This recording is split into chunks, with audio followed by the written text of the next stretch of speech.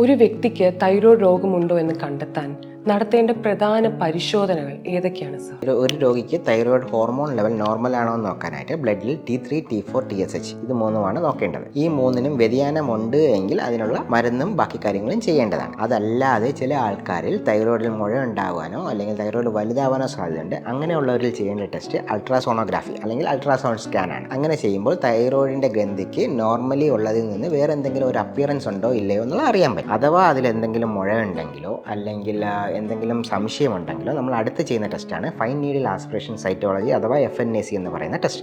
ഈ ടെസ്റ്റിൽ ചെയ്യുന്നത് എന്താണെന്ന് വെച്ചാൽ നമ്മളൊരു ചെറിയ നീഡിൽ ആ മുഴയിലൂടെ പാസ് ചെയ്ത് അതിൽ നിന്ന് എടുത്ത് അതിന് പരിശോധനയ്ക്ക് അയക്കുക. അതിലെന്തെങ്കിലും ക്യാൻസറസ് സെല്ലോ അങ്ങനെ എന്തെങ്കിലും ഉണ്ടോ എന്നുള്ളത് പരിശോധിക്കുന്നതാണ്. ഇത് രണ്ട് രീതിയിൽ ചെയ്യാം. വലിയ മുഴകളാണെങ്കിൽ നമുക്ക് ഡയറക്റ്റ്ലി തന്നെ കുത്തി അതിൽ നിന്ന് പരിശോധനയ്ക്ക് എടുക്കാൻ പറ്റുന്നതാണ്. അതല്ല ചെറിയ മുഴയാണ്, സംശയമുള്ള മുഴയിൽ നിന്ന് തന്നെ എടുക്കണം അല്ലെങ്കിൽ സംശയമുള്ള ഭാഗത്ത് നിന്ന് എടുക്കണം എന്നാണെങ്കിൽ നമ്മൾ യൂഷ്വലി ചെയ്യുന്നത് അൾട്രാസൗണ്ട് ചെയ്തുകൊണ്ട് തന്നെ ആ ഭാഗത്ത് നിന്ന് ഈ കുത്തി പരിശോധനയ്ക്ക് എടുക്കുന്നത്. ഇനി ചില രോഗികളിൽ ഈ തൈറോയ്ഡ് ഗ്ലാൻഡ് സാധാരണയിൽ കൂടുതൽ വലുതായിരിക്കാം. അപ്പോൾ അൾട്രാസൗണ്ട് സ്കാൻ വെച്ച് നമുക്ക് അതിൻ്റെ താഴത്തെ എക്സ്റ്റെൻഡ്, സാധാരണഗതിയിൽ തൈറോയ്ഡ് ഗ്ലാൻഡ് ഇതുവരെ വരാറുണ്ട്. അപ്പോൾ താഴോട്ട് അതുവരെ പോയിട്ടുണ്ട് എന്നുള്ള അറിയാൻ പറ്റില്ല. ചിലപ്പോൾ ഈ നെഞ്ചിൻ്റെ ഈ മുന്നിലുള്ള ഈ ബോണിൻ്റെ താഴെയൊക്കെ പോകാനുള്ള സാധ്യതയുണ്ട്.